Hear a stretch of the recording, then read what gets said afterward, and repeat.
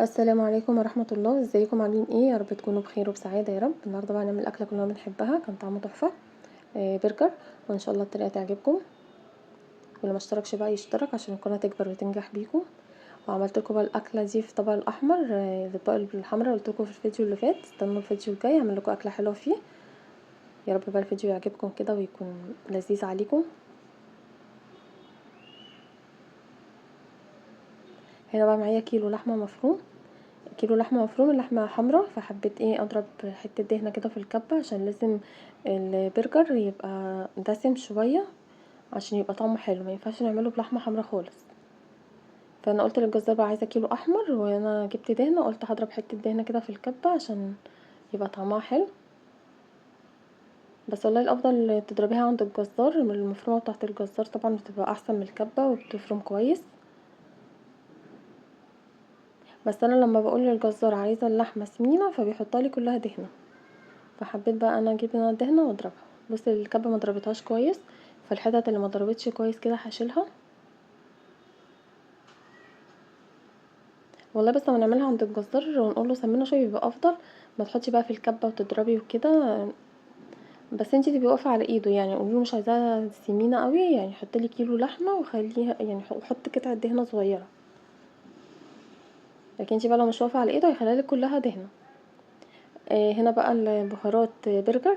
الكيس ده بيعمل نص كيلو. انا جبت كيس واحد، هي اللحمه كيلو فجبت كيس واحد. حطيته عشان حابه احط لها فلفل اسمر وملح. لازم بقى نقلب البهارات مع اللحمه كويس قوي عشان اللحمه تبقى ناعمه كده معانا. نقلبها كويس قوي عشان ما تتفرفتش معانا. وهنا بقى القطاعه بتاعت البرجر بلاستيك. افضل كتير بقى من الالومنيا او الستانلس، ساعات بنجيبها وبتصدي. البلاستيك افضل بكتير. هنا كنت بوريكم بقى اللحمه ناعمه كده. لازم يعني واحنا بنقلبها نقلبها تقليبه كويسه جدا عشان تبقى ناعمه معانا وما تفكش في السوا. عملته بقى كده بالشكل ده. هنا بقى اوريكم الشكل، ما شاء الله شكلها جميل. ممكن تعملي في غطا برطمان عادي، ممكن تعملي على ايدك. مش لازم الشكل يطلع يعني مظبوط قوي كده، عادي خليكي سهله كده في الحاجه. هتلاقيها مشيت معاكي والحاجه كلها بقت سهله معاكي. يعني ما توقفيش ايدك على حاجه معينه. يعني انا الاول كنت بعملها في غطا برطمان. ممكن تعمليها على ايدك. ما شاء الله كان طعمه حلو ويوفر كتير من جيبه من بره. بصوا السندوتش دلوقتي بكام من بره، واولادنا كلها يعني اولادنا كلهم بيحبوه. حاجه بقى انت عاملاها بايديكي، واثقه في النظافه بتاعتها، يعني يكفي اللي انت عامله اللحمه بايديكي، واثقه اللي هي لحمه مش الحاجات اللي احنا بنسمعها دي. ربنا يا رب يعافينا من اي حاجه وحشه. وهنا كيلو طلع 7 قطع. ممكن يطلع اكتر من كده عشان انا بس مكتره القطعه، يعني ما شاء الله مكبراها. لو عملتيها اصغر من كده هيديكي كميه اكتر. لكن انا مكبره القطعه ما شاء الله عمل 7 قطع. انا كنت خلصتها خلاص. هقشر بقى بطاطس.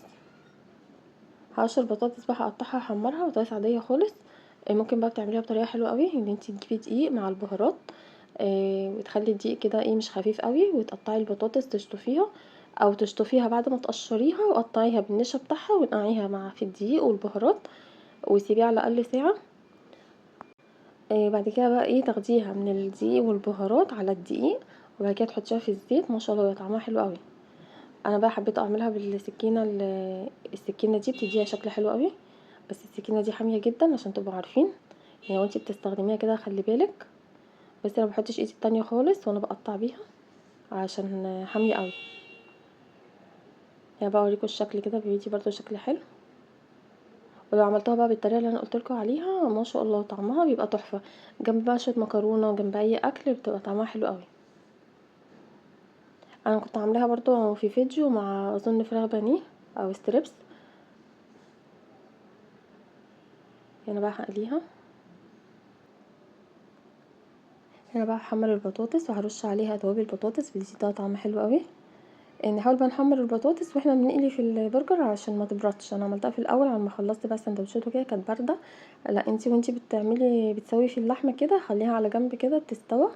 يعني يسوي الاتنين مع بعض عشان تبقى سخنه. انا عملتها اول حاجه فكانت بارده بس كان طعمها حلو. هنا بقى بعد ما حمرتها رشيت عليها توابل البطاطس دي بتديها طعم حلو قوي. هنا هكرمل البصل واقطعه بالطريقه دي. لازم كده ننوع لاولادنا كده في الاكلات افضل كتير من بره، وزي ما قلت لكم واثقين في الحاجه اللي انتوا بتعملوها بايديكم. وربنا يحفظ اولادنا جميعا يا رب. هو الجيل بتاع دلوقتي غاوي اكل بره، بطاطس محمره والاكل الجاهز والله اكل بره بيبقى مضر جدا. بس مهما تقولي بقى لاولادك بيحبوا اكل بره، فعلى قد ما نقدر نعمله احنا في البيت هيبقى افضل واحسن بكتير. هنا بقى حطيت شويه زيت صغيرين ونزلت كده بقى باللحمه. البرجر بقى لازم تسمنيه زي ما قلتلكوا عشان يبقى طعمه حلو. انا مكبره بقى القطعه، لو نصغرها اكتر من كده هتدينا ايه، يعني هي عاملين 7 قطع. لو انا صغرت القطعه تطلع على 2، يعني بعد ما تستوي بقى هتكش هتلاقيها مقلبصه قوي. فانا لو خففتها شويه في الحجم كانت هتطلع كميه اكتر، وتبقى بقى مرتاحه في السندوتش، يعني تعرفي تحطي الحشو وكده. هنا خلاص كنت سويت اللحمه. هنا بقى هكرمل البصل، حطيت شويه زيت صغيرين حته دهنه، وهحط معلقه سكر.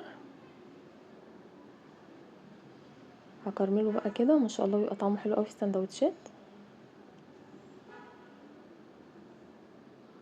ياخد لون حلو كده بقى. بعد كده هشيله. هنا بقى مطرح الصينيه بدي العيش تحميصه كده. ممكن تستغني عن الخطوه دي بس بتاخد نكهه التحميره، يعني البصل او اللحمه بتبقى طعمها حلو.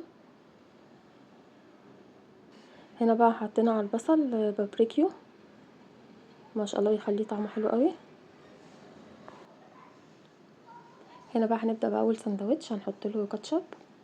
الصوصات بقى دي بتخلي طعم السندوتش حلو قوي ما شاء الله، كان طعمه تحفه. زي ما قلت لكم بقى افضل كتير ما تجيبوا من بره. بس السندوتش كام من بره دلوقتي في البيت اوفر بكتير، يعني مهما تكلفي الحاجه بتصرفي عليها بس برضو بتبقى اوفر بره، يعني اوفر كتير من بره.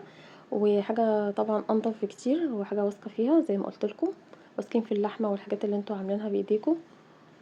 وربنا يحفظ ولادنا كلهم يا رب. الجبنه دي بقى جبنه شيدر سايحه طعمها حلو، وبصل وطماطم.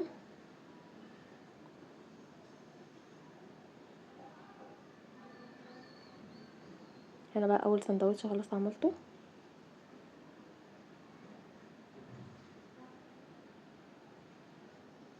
ده تاني سندوتش هنحط الجبنه.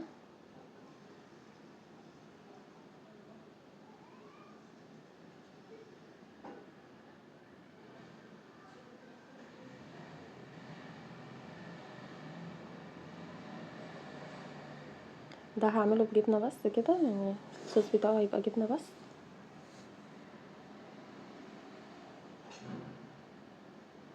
والخس والبصل والطماطم.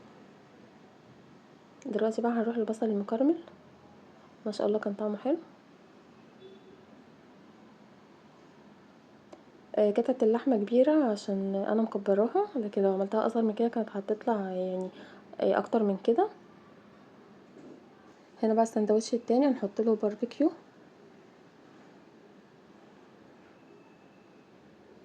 ده بقى هنعمله بالبصل المكرمل ما شاء الله كان طعمه حلو قوي.